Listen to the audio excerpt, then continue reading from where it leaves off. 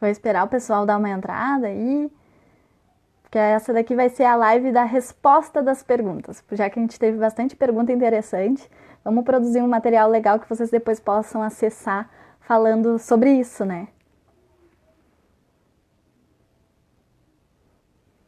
Esperar um pouquinho. Vou ver se as pessoas que perguntaram já estão por aqui. Isso. Dariane. Só esperar aqui. André. Para não perder a resposta da sua pergunta, né? Ó, a Lori já entrou.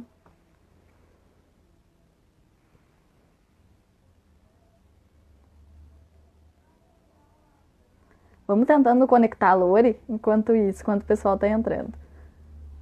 Tomara que ela apareça.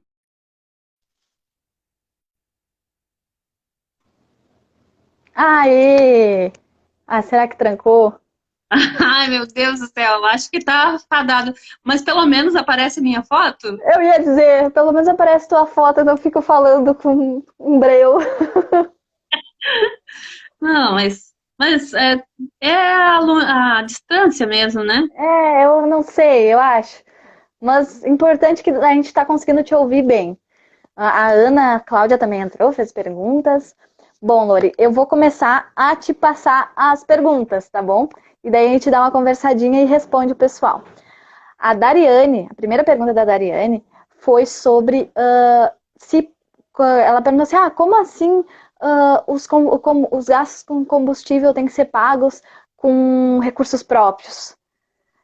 Bom, Dariane, existe no artigo 35 da resolução que trata sobre as prestações de contas, o parágrafo 6º, que diz que são considerados gastos eleitorais não sujeitos à prestação de contas e que não podem ser pagas com recursos de campanha, o combustível e a manutenção do veículo automotor usado pelo candidato na campanha.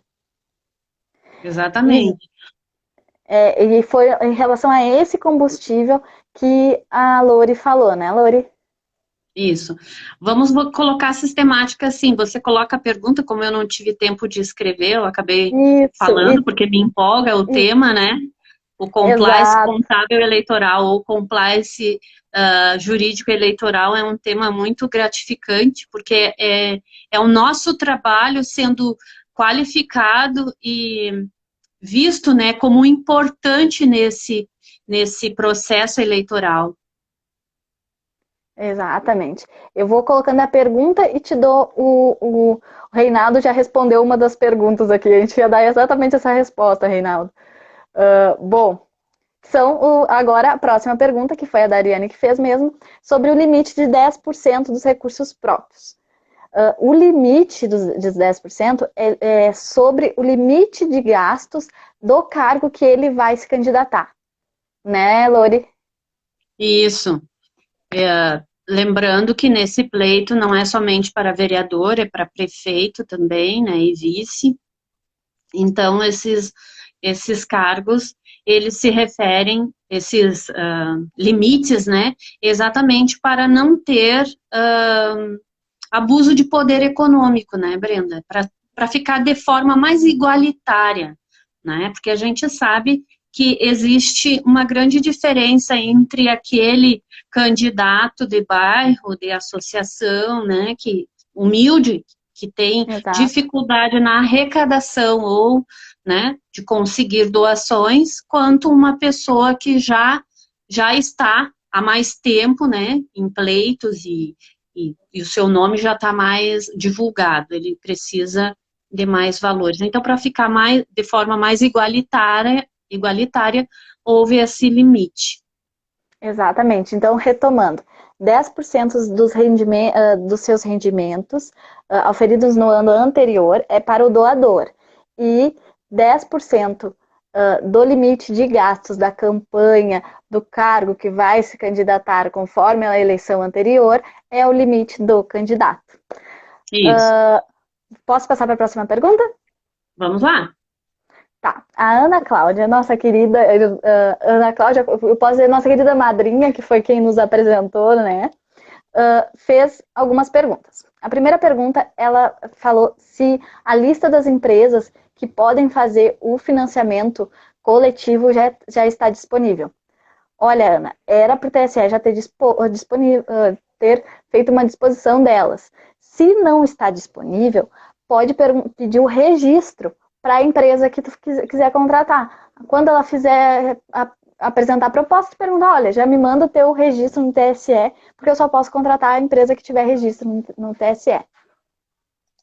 Exato. É que lembrando, né, Brenda, que existe um calendário eleitoral, né? E esse calendário com relação às vaquinhas, ele vai ser liberado agora dia 15 ou dia 16, Isso. faltou agora o dia exato. Isso. Mas vai ser liberado. Consequentemente, no momento que for liberado, né, já vai estar as empresas já disponíveis e fazendo a sua divulgação para que o pré-candidato se inscreva nessa modalidade.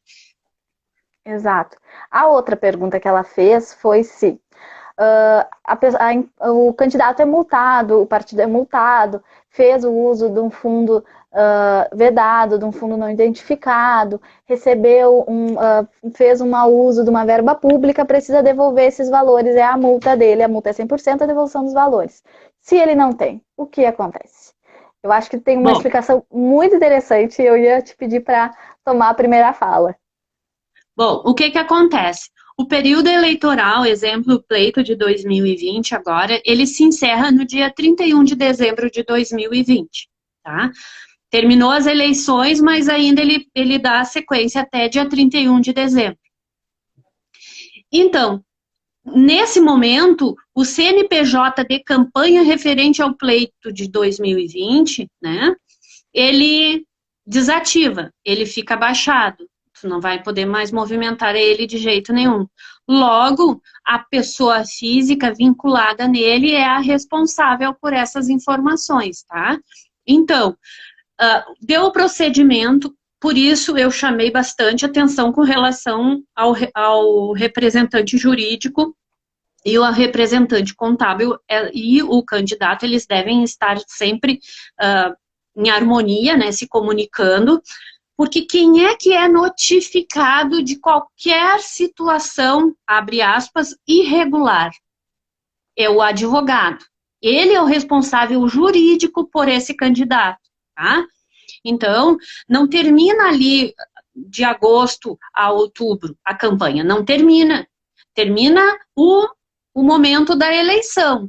Mas a campanha do candidato, as prestações depois finalizadas, vai até a última defesa, onde o TRE diz assim, ó, prestação eleitoral do CNPJ tal, do candidato tal, foi aprovada. Aí a gente bate palma, graças a Deus passou, porque o candidato fez uma excelente prestação de acordo com toda a legislação que vigora esse pleito, tá?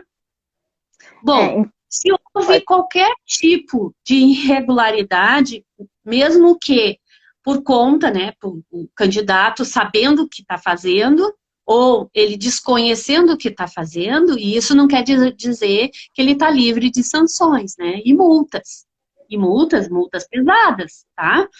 Uhum. Então, ele, no CPF dele, vai ser responsável. Aí o advogado fez toda a defesa e o TRE entendeu que a defesa não foi suficiente, porque a lei é clara, né? Então, ele vai, todo o valor em débito para esse candidato vai para o CPF dele. E ele fica devedor da União. Enquanto ele não quitar, ele pode ter cassado, né? Ser cassado para não poder participar de um pleito. Então, tem que ter muito cuidado com isso.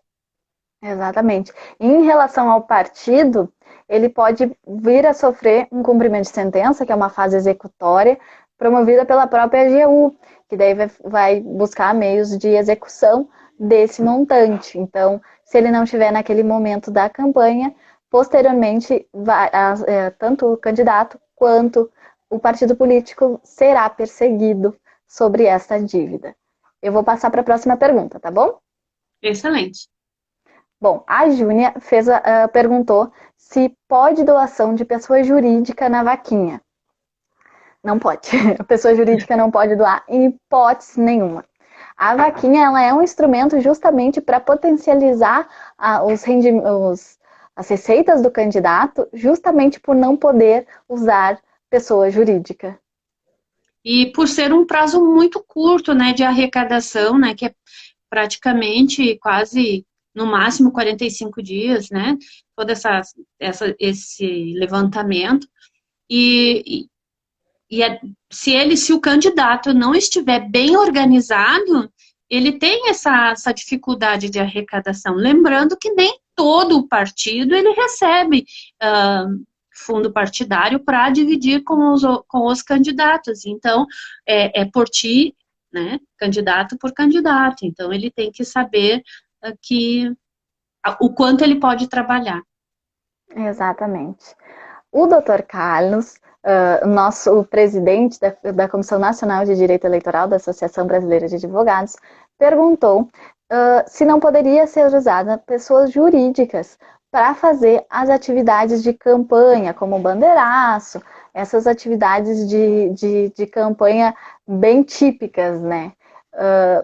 Bom, confesso que eu nunca vi usar pessoa jurídica, e daí a pessoa jurídica faria a contratação das pessoas físicas, né? Eu confesso que eu nunca vi essa modalidade de contratação terceirizada. Penso que se pode contratar uma pessoa para uma empresa, né, uma pessoa jurídica para fazer o marketing, poderia contratar uma pessoa jurídica para fazer esses serviços, mas ao mesmo tempo eu acho que é algo um pouco delicado de se tocar, né? Porque existe um limite para destinação de gastos com pessoal que também tem que ser observado.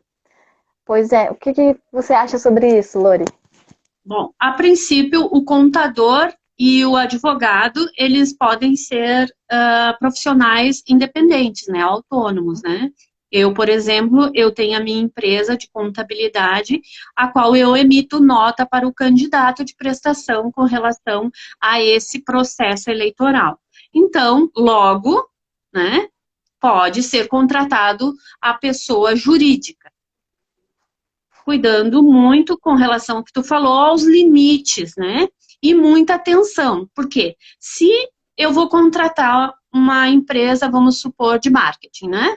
E essa empresa contratou 10 pessoas para fazer algum tipo de serviço, seja panfletagem, bandeiraço, né? Será que ela recolheu o INSS dessas pessoas? Será que ela fez um contrato exatamente para aquelas pessoas ali? Ó, você vai trabalhar com candidato CNPJ tal, né? Será que fez? Bom, aí então é um cuidado maior para um período curto, onde eu digo para o candidato assim, dedique-se ao seu objetivo. Qual é o objetivo? Ser eleito, ter a posse do cargo, né? Então, logo tu tem que ter um advogado a qual tu confie para fazer todas as tuas defesas, um contador que entenda, que seja especialista nessa área, porque existe vários contadores que fazem esse tipo de serviço, mas lembrando que não é todo mundo que é especialista nessa área, né? Tranquilo, ele pode assinar. Não quer dizer que um advogado que não seja especialista não pode. Só que sim, o candidato ele deve ter cuidado porque é o nome dele, é o CPF dele, a responsabilidade é dele, conforme eu já falei antes, né? Então, tem que ter cuidado. O candidato lá no fervor, né, da divulgação do seu nome para a eleição, ele não vai ter esse cuidado de cuidar da empresa se recolheu o INSS, os encargos trabalhistas, né? Se pagou o valor correto. E é importante destacar que irregularidades das empresas contratadas também são apontadas pela Justiça Eleitoral. Esse banco de dados também aponta se a empresa possui alguma irregularidade do seu CNPJ, que pode ser irregularidades envolvendo a validade, alguma inconsistência, como também dívidas trabalhistas. Então, essa contratação de uma empresa terceirizada, de terceirização de porcentagem, por exemplo, tem que também cuidar se essa empresa está em conformidade. E justamente aí entra o compliance no exercício de um due diligence sobre a rotina dessa empresa e sobre a regularidade dela, porque a regularidade dela, ela está vinculada à regularidade da sua prestação de contas. Exatamente. Lembrando que o TRE faz auditoria e ele vai em loco lá, entendeu? Se houver algum tipo de denúncia de um outro, pode ser até de um candidato, um outro adversário, vamos dizer assim, ou até mesmo uma pessoa comum que vê algum tipo de irregularidade e denunciar, o TRE vai lá em loco e já notifica, e o advogado vai lá e faz a defesa. Se o candidato não tiver argumento para aquela situação, ele pode ser já cassado ali, né? Então tem que ter cuidado. Tem que ter cuidado. Vou agora nos encaminharmos para a última pergunta, que é do Luciano. Ele queria que a gente falasse um pouco sobre abuso de poder econômico no impulsionamento. Bom, o impulsionamento é uma ferramenta de propaganda eleitoral que pode ser utilizada no período pré-campanha e no período da campanha, mas ela é refletida na prestação de contas no período de campanha. Contudo, tem que se ter cuidado nas duas fases.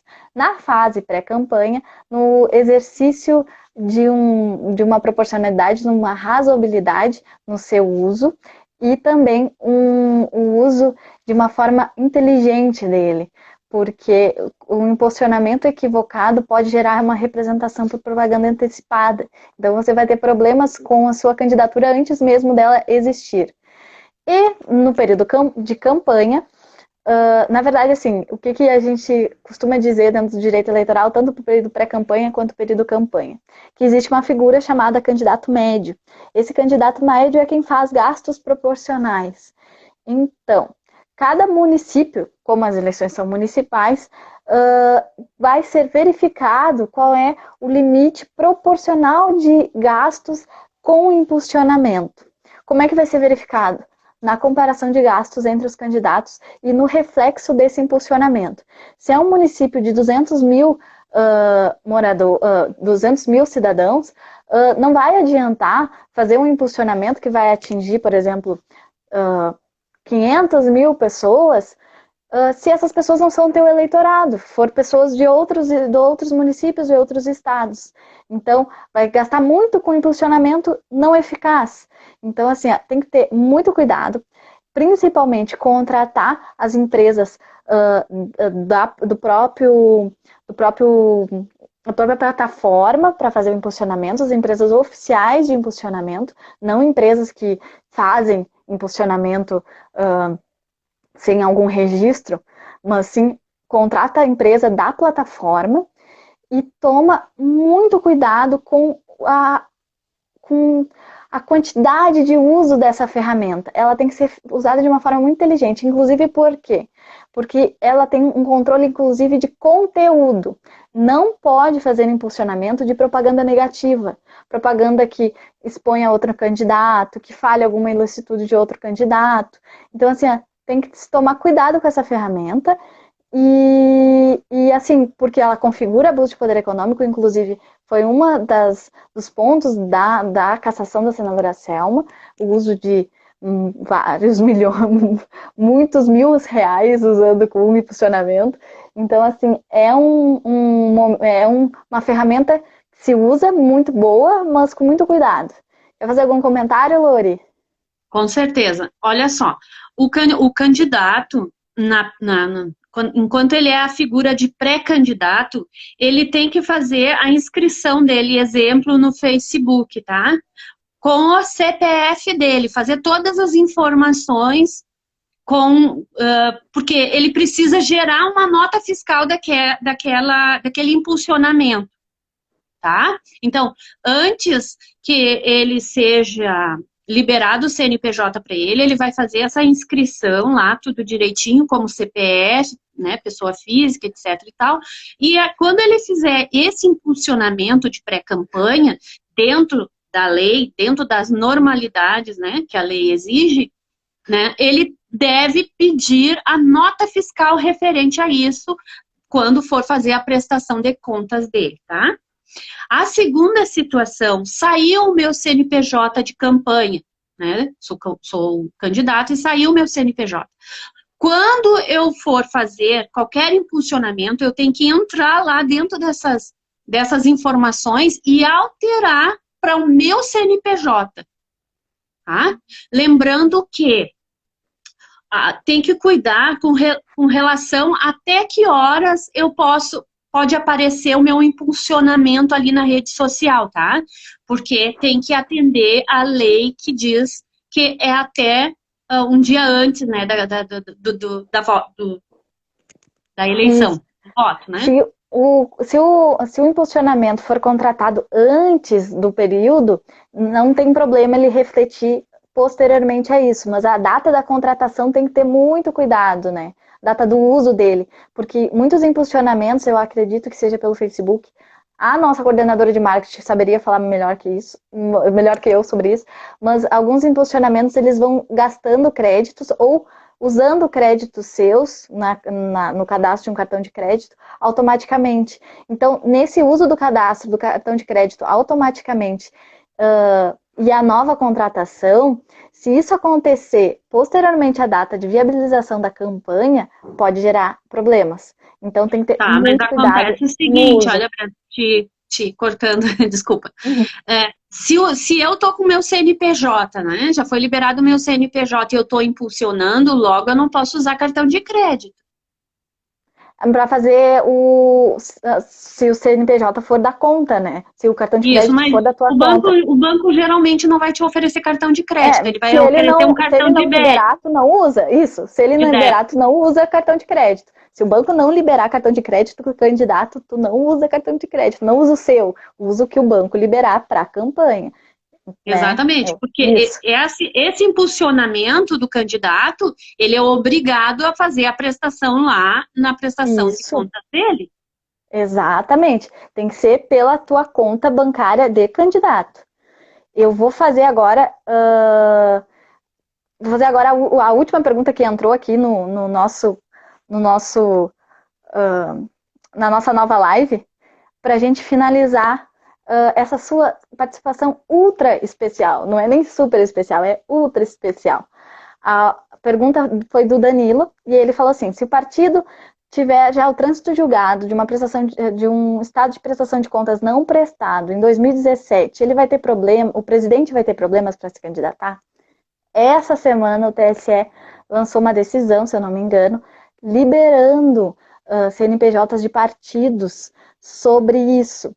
A questão é saber se o CPF do presidente vai ter algum reflexo.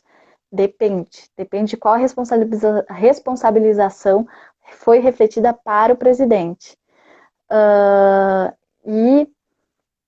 Bom, na semana que vem nós vamos tratar sobre prestações de contas partidárias, e daí nós vamos trazer mais informações sobre essa decisão. Gostaria de fazer algum comentário, Lori? Eu vi que a Ana Cláudia falou que é através de boleto. Sim. Também. No momento que você faz um impulsionamento, tu gera o boleto e faz o pagamento, tá? Que vai ser o meio mais correto de fazer a prestação de conta lá no sistema do TRE. Tá?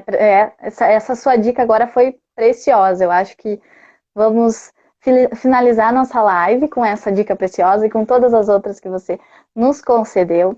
Eu lhe agradeço imensamente pela participação dupla, né?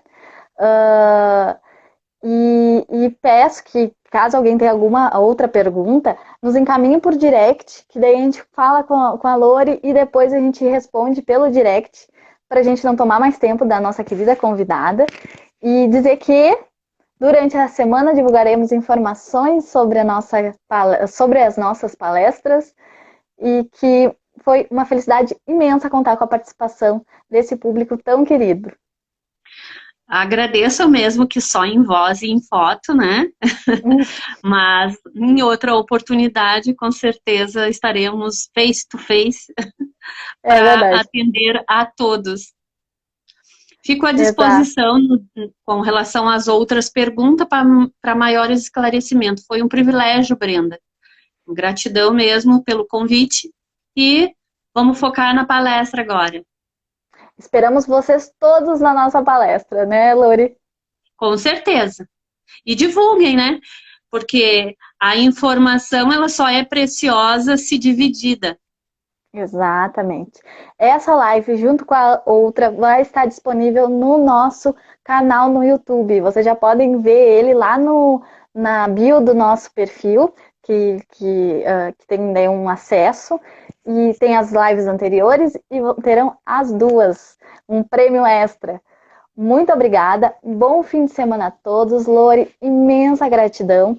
Ana Cláudia, obrigada por essa conexão.